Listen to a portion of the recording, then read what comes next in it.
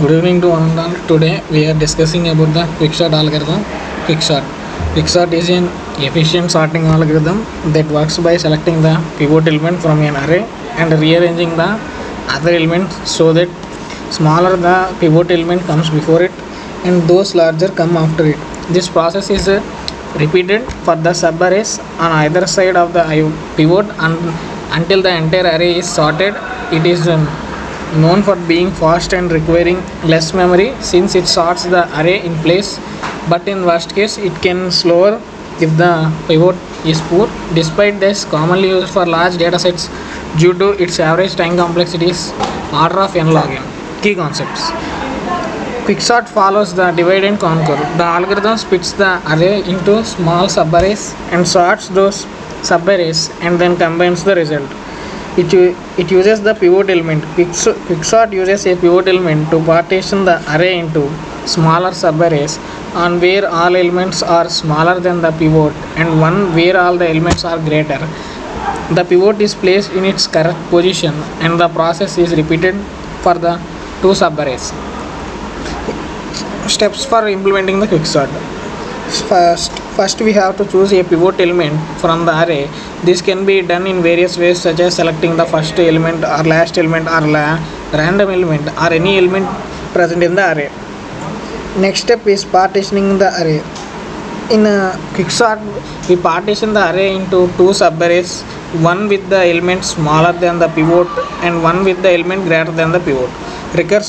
Third step is we recursively apply the quicksort to sort the two subarrays until each element is singly sorted. Then the final step is we combine the subarrays and then sorted the final array. Pros of the quicksort. Quicksort is very efficient for large data sets. In place of sorting, which means it does not require any additional memory like the merge sort. In merge sort, we uses the temporary memories to store the temporarily sorted arrays, but in quicksort we do not use, so this can enhance the memory performance in computers. Quicksort often faster in practice than the other algorithms like merge sort, despite having the same average time complexity of order of n log n. Cons of the quicksort. It is not stable. Equal elements might not retain their relative order. It is not stable when compared to the merge sort. Just look at about the pseudocode to understand the quicksort. We have a function called quicksort. In this we taking inputs array low and high. We checking the condition. If low is less than high, pivot index is equal to partitioning, and we call the quicksort quicksort again to pass the array low and pivot index -1. In next step we pass the array pivot element and higher index to divide the two arrays. In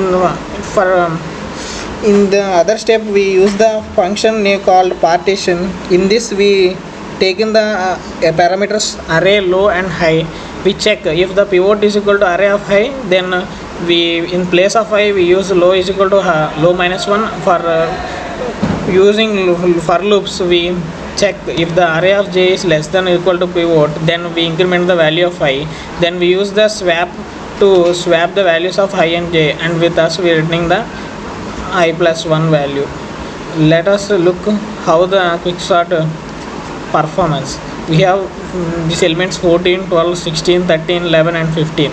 We selected the 14 element as a pivot element.